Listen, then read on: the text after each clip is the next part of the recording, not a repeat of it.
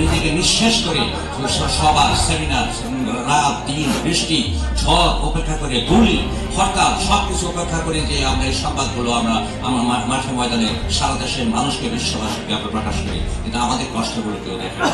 এখন এই কষ্টগুলো যে দেখে না, এইসব কথা আমরা শুনতে শুনতে আজকে আমরা 54 বছর পার করলাম। তাহলে এগুলো সমাধান কোথায়?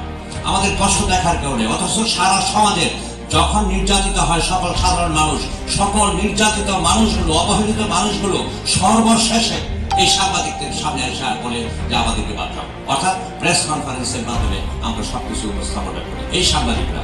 তাহলে আমরাও শক্তিশালী, তাহলে নিশ্চয়ই আমাদের বিষয়গুলো কোন জায়গায় আছে? আমরা আমাদেরকে চিনি না। আমাদের এই মাইক্রোফোনে যে কথা অনেক দূরে কথা বলা যায়, আমরা জানি না। অন্যকে কথা বলে, কিন্তু আমরা বলি না। ব্যাপক উৎসাহ উদ্দীপনার মধ্য দিয়ে বাংলাদেশ প্রেস ক্লাব কুষ্টিয়া খোকসা উপজেলা শাখার ত্রিবার্ষিক সম্মেলন সফলভাবে সম্পন্ন হয়েছে। সম্মেলনে সভাপতি নির্বাচিত হয় মোহাম্মদ নুরুল ইসলাম এবং সাধারণ সম্পাদক রাজীব হোসেন শাওন। সোমবার সকাল 10টায় অত্র উপজেলার পৌরসভার মার্কেট চত্বরে উৎসব মুখর পরিবেশে এই সম্মেলন অনুষ্ঠিত হয়। বাংলাদেশ প্রেস ক্লাব কুষ্টিয়া জেলা শাখার সহসভাপতি সিনিয়র সাংবাদিক মোহাম্মদ রফিকের উপস্থাপনায় চমৎকার মনোমুগ্ধকর এই সম্মেলনে প্রধান অতিথি হিসেবে বক্তব্য রাখেন বাংলাদেশ প্রেস ক্লাবের কেন্দ্রীয় কমিটির প্রতিষ্ঠাতা সভাপতি ও বিশিষ্ট সাংবাদিক ফরিদ খান। নির্বাচনের মাধ্যমে উপদেষ্টা হিসেবে নিয়েছি এই খোকসা বাংলাদেশ প্রেস ক্লাব খোকসা উপজেলা শাখায় জনাব শাহিন আহমেদ বাবু ভাই, জনাব মকবুল হোসেন ভাই এবং মোহাম্মদ রুকনুজ্জামান ভাই সহ উপস্থিত স্থানীয় সাংবাদিক, লেখক, বুদ্ধিজীবী এবং শ্রেণী পেশা মানুষের ভাই ও বোনের, আসসালামু আলাইকুম। আমরা শেষ প্রান্তে চলে এসেছি। আসলে সব কথাই স্বপন ভাই সহ, সীমা আপা সহ, মুকুল ভাই সহ, রাকিব সহ, শাহিন সহ সকলেই আপনারা শুনেছেন যে বাংলাদেশ প্রেস ক্লাবটা কি। আমার সাংবাদিকতার বয়স 35 বছরের উপরে। আমরা ছোটকাল থেকে শুনে আসছি সাংবাদিকতা রাষ্ট্রের চতুর্থ স্তম্ভ, কিন্তু সেই চতুর্থ স্তম্ভ কোথায়? চতুর্থ স্তম্ভ যদি রাষ্ট্রীয়ভাবে সাংবিধানিকভাবে হয়, তাহলে আমার বেতন, আমার ভাতা, আমার অধিকার, আমার জীবনের মান, আমার মৌলিক অধিকার এগুলো কোথায়? সেগুলো তো দেখি না। হাতে করে কয়েকটি পত্রিকা ছাড়া বাকিগুলো তো এগুলো দেখি না। একটা মানুষের বাঁচতে গেলে তার অনেক কিছু লাগে, মৌলিক অধিকারের যে বিষয়গুলো লাগে, আমাদের গুলো কোথায়? আমি 3 জন উপদেষ্টার মধ্যে বাবু ভাই কথার মধ্যে যে কথাটা মনে আছে, উনি অনেক কথা বলেছেন যে সাংবাদিকদের আমরা শোক দুঃখ গুলো আমরা মানতে চাই না, আমরা বুঝতে চাই না। ওরা কত নিজেকে নিঃশেষ করে সভা সেমিনার রাত দিন বৃষ্টি ঝড় উপেক্ষা করে গুলি হরতাল সবকিছু উপেক্ষা করে যে আমরা এই সংবাদগুলো আমরা মাঠে ময়দানে সারা দেশের মানুষকে বিশ্ববাসীকে আমরা প্রকাশ করি, কিন্তু আমাদের কষ্টগুলো কেউ দেখে না। এখন এই কষ্টগুলো যে দেখে না, এইসব কথা আমরা শুনতে শুনতে আজকে আমরা 54 বছর পার করলাম। তাহলে এগুলো সমাধান কোথায়?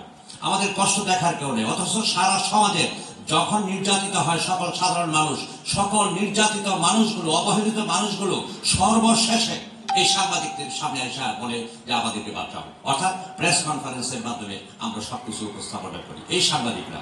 তাহলে আমরাও শক্তিশালী, তাহলে নিশ্চয়ই আমাদের বিষয়গুলো কোন জায়গায় আছে?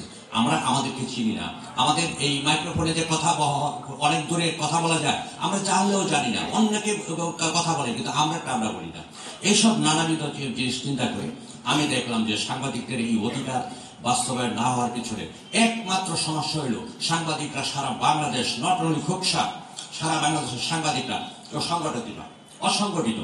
অর্থাৎ আপনার চেয়ে আমি বেশি বুঝি, আপনার চেয়ে বেশি আমি ক্ষমতাশালী, আপনার চেয়ে আমি বেশি পাওয়ারফুল, আপনার চেয়ে আমি অনেক বুদ্ধিমান, আপনার চেয়ে আমি বেশি লেখাপড়া জানা মানুষ, আপনার চেয়ে আমি অনেক সম্ভ্রান্ত বংশীয় লোক। এই যে হাম্বরি যে ভাব, এই হাম্বরি ভাবে বাংলাদেশের কোন সাংবাদিকরাই আর আগাইতে পারলো না। এই সবকিছু মিলিয়ে দিলে পরে চিন্তা করলাম যে কোনো একটা আপনি শিক্ষিত মানুষের সাথে পথ চলা কিন্তু বাবা অনেক কঠিন কাজ। আপনি একটা শিক্ষিত মানুষকে যদি বলেন যে একটা চা নিয়ে আসো, সে এখনই মাইন্ড করবে। এই যে নিউটনের একটা কথা আছে, সমধর্মিতে বিকর্ষণ। আমি তখন চিন্তা করলাম যে না, এইভাবে সংগঠন করে আমি কাউকে আমি পাবো না। তাহলে কি করা যায়? আমি নীরব হয়ে গেলাম। এর আগেও বিভিন্ন সংগঠন করতাম, ওই সব মানে কোনো মানে আগা পাতা কিছু নেই, খালি নিজে বাঁচো এরকম চিন্তা। তখন আমি চিন্তা করলাম যে না, যারা সিনিয়র আছে, জুনিয়র আছে, বিশেষ করে সিনিয়র যারা আছে তাদেরকে কন্ট্রোল করার একমাত্র পথ হল রেজিস্ট্রেশন, অনুমোদন, অর্থাৎ সরকারি যে গভর্নমেন্ট রেজিস্ট্রেশন, এইটা ছাড়া কোনো সাংবাদিককে কন্ট্রোল করা যাবে না। আমি এই করে করে হঠাৎ করে বাংলাদেশ প্রেস ক্লাব, অনেক গল্প সংক্ষেপে বলছি যে বাংলাদেশ প্রেস ক্লাবটা রেজিস্ট্রেশন করার পরে এই শুরু হয়ে গেল। সবাই আসার পরে আমিও শক্ত হয়ে গেলাম। আমি বললাম যে তুমি মিডিয়াতে কাজ করো, সাংবাদিক, সব ঠিক আছে, কিন্তু অনলাইন, ফেসবুক, ইউটিউব কাজ করো, আমার কোনো সমস্যা নেই, but should be government registered media. তোমার আমার যেমন, আমি যেমন লাইসেন্স নিয়ে আমি সংগঠন করতে আসছি, তোমাকে লাইসেন্সদারি পত্রিকার, মিডিয়া, টেলিভিশনের মানে সাংবাদিক হতে হবে। তোমার লেখাপড়া কি আছে না আছে এটা তোমার ব্যাপার, এটা আমার দেখার বিষয়, এটা সরকার বুঝবে। তুমি 8 পাস 9 পাস এটা আমি দেখবো না, তুমি কোন পত্রিকায় কাজ করো এটাও আমি দেখবো না। আমি শুধু দেখবো আমার বাংলাদেশ প্রেস ক্লাবের একটা 98,736 এটা একটা রেজিস্ট্রেশন আছে, তোমার পত্রিকা ডিক্লারেশন আছে কিনা। তোমার পত্রিকা ডিক্লারেশন না থাকলে বাংলাদেশ প্রেস ক্লাবে তুমি মেম্বারশিপ দিতে পারবে না। এই শর্তে, আর 3টা শর্ত, ভর্তুকি নেই, মাসিক চাঁদা নেই, অফিস নেই। এই 3 শর্তে যারা আছে তারা বাংলাদেশ প্রেস ক্লাবে আসে। আপনি চিন্তা করে দেখেন তো, এইরকম জায়গার মধ্যে আমরা কতটুকু হয়, আমরা সর্বশ্রেষ্ঠ গরিব মানুষ, অসহায়, অথবা সবচেয়ে সর্বশ্রেষ্ঠ আদর্শিক চেতনার মানুষ না হলে এই রৌদ্রের মধ্যে, এই মার্কেটের বারান্দার মধ্যে বাংলাদেশে কেউ এই সংগঠনে এভাবে কেউ আসতেন না। আমি মন থেকে বলছি, আমি বিশ্বাস করি এখানে যারা যে মানুষগুলো আছেন, আপনি সাংবাদিক হন আর সাংবাদিক না হন, আপনাকে কে স্বীকার করলো না করলো, আমি আজকে আপনাদেরকে দায়িত্ব নিয়ে আপনারা রেকর্ড করে রাখেন। আপনি যদি সাংবাদিক নাও হন, আপনি যদি লেখাপড়া নাও জানেন, আপনি যদি খেটে খাওয়া মানুষও হন, এখানে চার দেহ ব্যবসা করেন, আপনিও এই বাংলাদেশ প্রেস ক্লাব খোকসা উপজেলা শাখার একজন নিবেদিত এবং প্রতিষ্ঠাকালীন একজন সদস্য। এখানে যারা উপস্থিত, বিশেষ করে আমি সবাইকে মানে এই ঘোষণা দিয়ে দিলাম। কেন? কারণ এই জায়গাগুলোর মধ্যে অনেকে আসে, সবাই একটু চাকচিক্য চায়, টাকা চায়, পয়সা চায়, গাড়ি চায়, বাড়ি চায়, এই সেই ইত্যাদি ইত্যাদি। এইগুলো এখানে প্রতিযোগিতা করে, টাকার প্রতিযোগিতা। আমরা সাংবাদিকতা একটা ক্রিয়েটিভ লাইন, সৃষ্টিশীল পেশা। আমরা নিজেরা ধ্বংস করে শেষ করে সমাজের জন্য কাজ করি, দেশ রাষ্ট্রের জন্য কাজ করি। সে রাষ্ট্রপতি হোক, প্রধানমন্ত্রী হোক, এমপি হোক, উপজেলা, যে হোয়াটএভার, সাংবাদিক ছাড়া কাউই চলে না। এবং রাষ্ট্র স্বীকৃত দিয়েছে সাংবাদিকের মাধ্যমে তোমাকে প্রকাশ করতে হবে।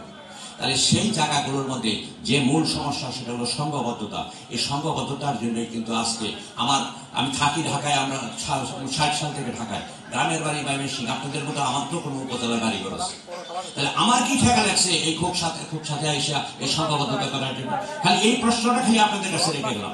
আপনি যদি সাংবাদিক হন, আপনার কাছেও থাকলো, আপনি সাংবাদিক না হয় সৌভাগ্য হইলে আপনার কাছেও এই প্রশ্নটা থাকলো যে এই ফরিদখান ঢাকা থেকে এই যে মানুষগুলো সবাইকে নিয়ে কেন এখানে আসলো, তার কি লাভ?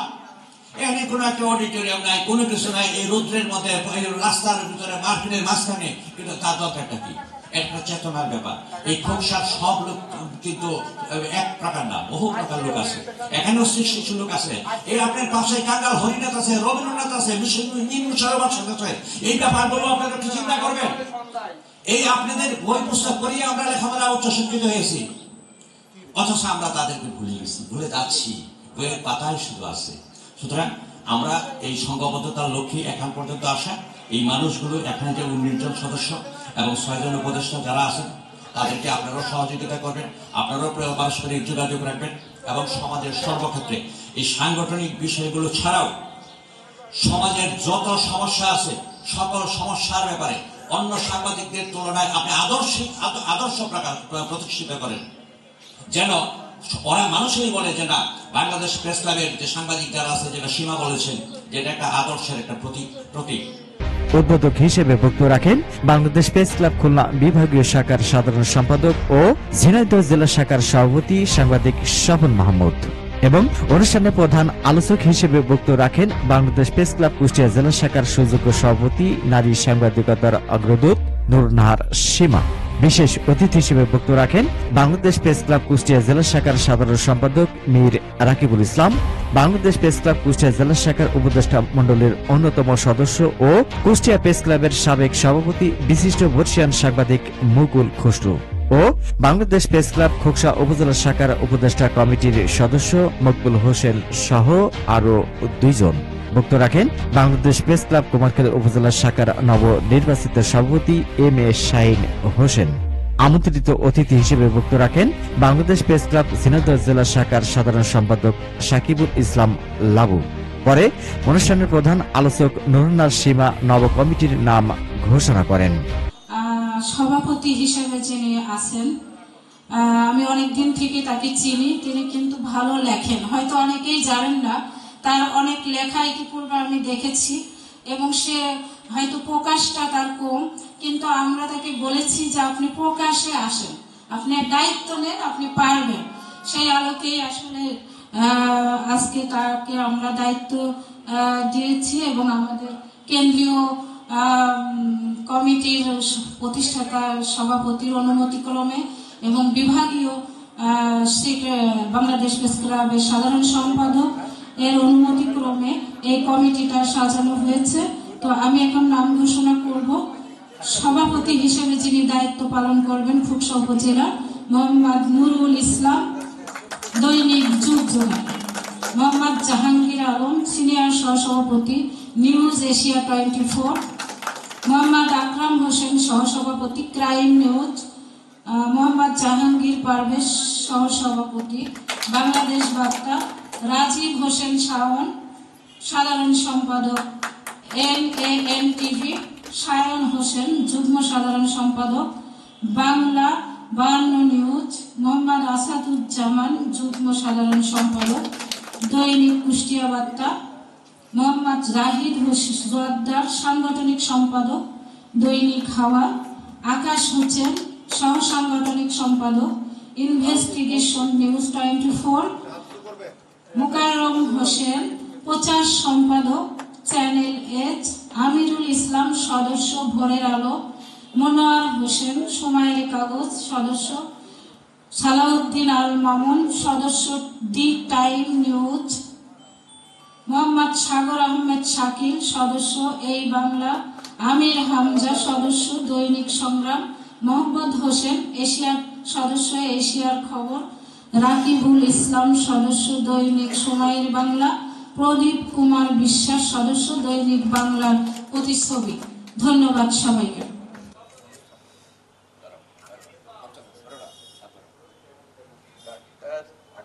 অনুষ্ঠান শেষে প্রধান অতিথি বাংলাদেশ প্রেস ক্লাব খোকসা উপজেলা শাখার অফিস আনুষ্ঠানিকভাবে ফিতা কেটে উদ্বোধন করেন।